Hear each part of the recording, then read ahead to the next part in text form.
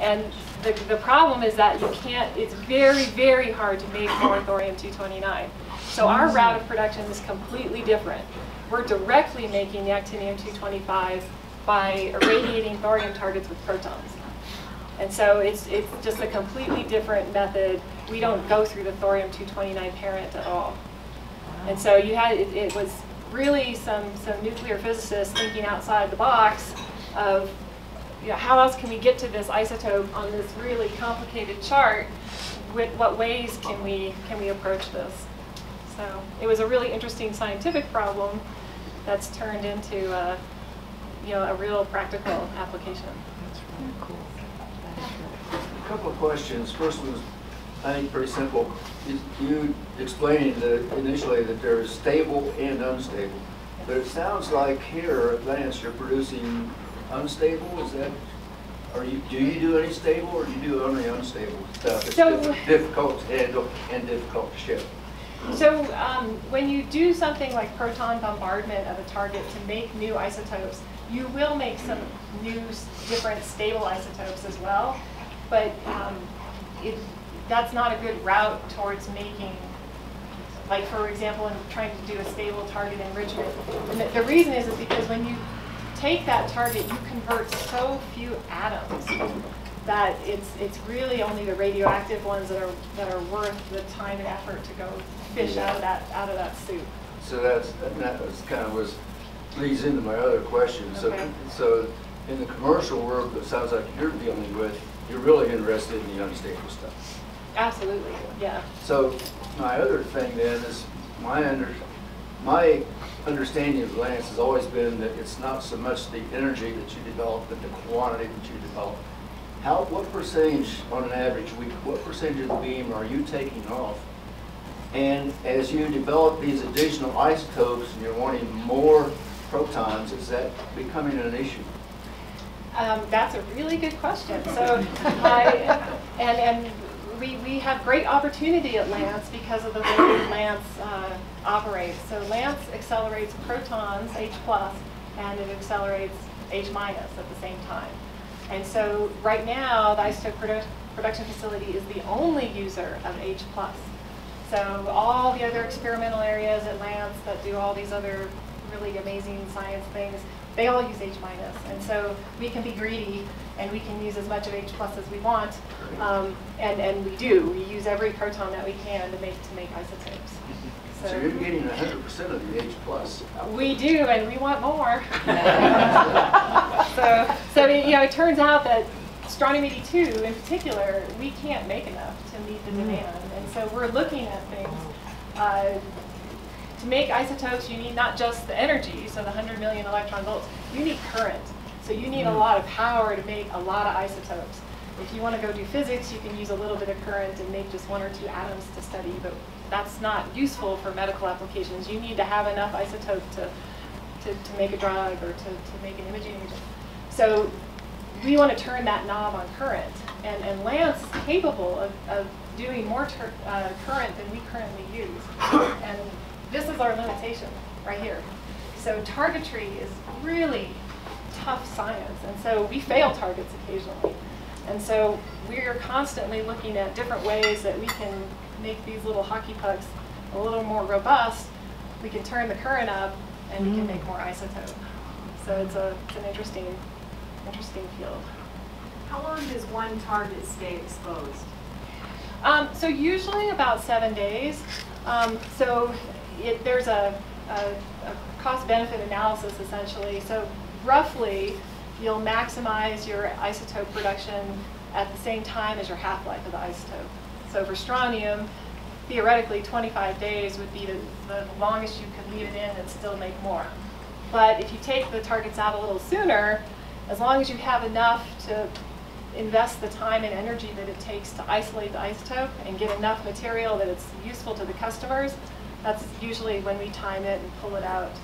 And so there's a lot of negotiation with the end users at that point as well, trying to make sure that they're getting enough isotope for what they need. So it's a really complex negotiation to try and meet everybody's needs and maximize our efficiency. Yeah? Once some of the unstable isotopes decay and they're only useful in their unstable state, do the remaining daughter isotopes have any practical purpose, or is it just more or less radioactive waste at that point? So the answer is sort of it depends, but usually there's one isotope that is of high value, and that's the one that we would go after. In the strontium-82 case, strontium-82 and strontium-85 is made, and they kind of go together in the chemistry. Those are used. We make a lot of rubidium isotopes that are 80-ish, 60-ish day half-lives. So those do become radioactive waste. So we try and minimize that as much as possible, but that is definitely a side effect of this sort of isotope production. So the fortunate thing is with when we're making relatively short-lived stuff, you can store it for relatively short periods of time, and most of it will decay away. But there is a residual amount of waste that does need disposal. So our options for disposal here are to go to Nevada, or there are a few private institutions that will take the sorts of waste that we create. Yeah. So I'm a non-scientist, I'm a businessman. Okay. So All right. how do you price these? Is it based on how many isotopes you create, how much resources you use to create them? So another really interesting question. Yeah. So we're actually governed by Public Law 101-101, and that says that we must recover our costs.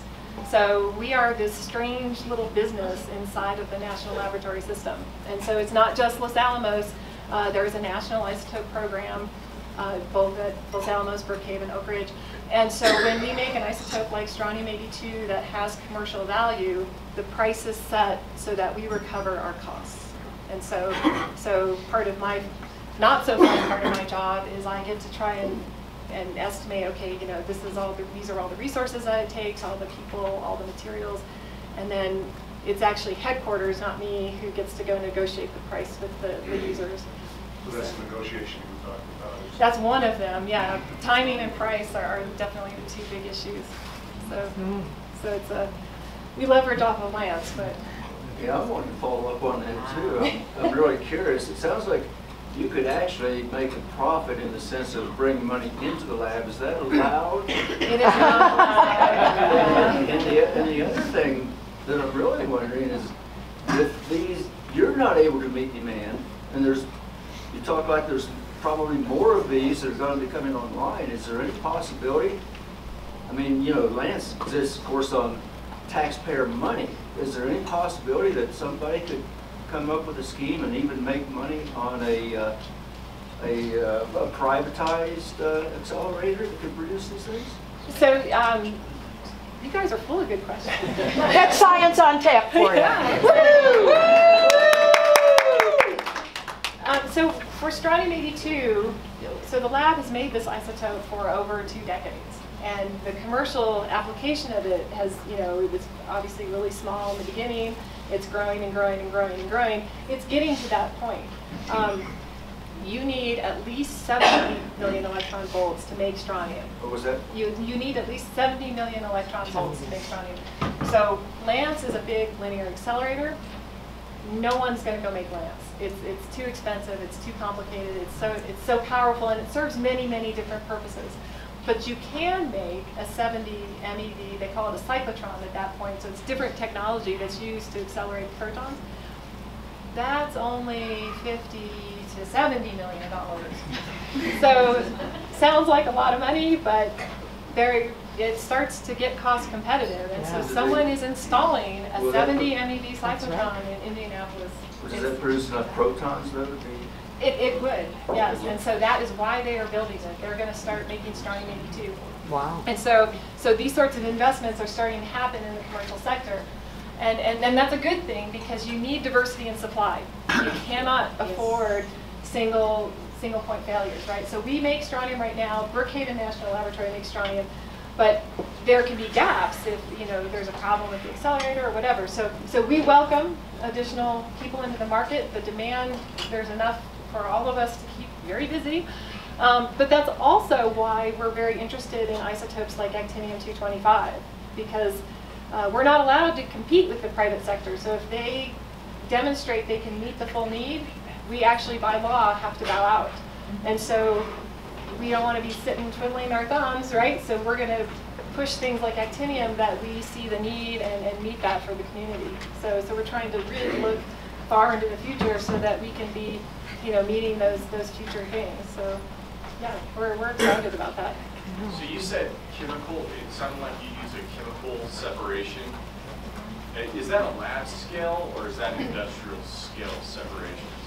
So it's really more a lab scale, because this is all you have to separate. It's kind of amazing, this is enough it would be enough to image 10,000 people in this one little target. So in terms of, and most of this really is the starting material. So it's really going after just those few atoms of what you care about. So it's very important. You need to have very high yields in your chemistry, but it's small scale compared to what you would think about in industry for sure. Has the Department of Energy been interested in investing more into this? Yeah, so our program sits within DOE's Office of Science, Department of Nuclear Physics, actually. And they invest a lot back in the program, actually. They invest in our facilities. They invest in research for new isotopes. They invest in improvements. So one knob that we are looking at turning right now, I mentioned rubidium chloride targets. Converting that target material to rubidium metal gives us a 1.4 multiplier, actually, in how much isotope we can make. And that's huge. But it's really, that sounds so easy.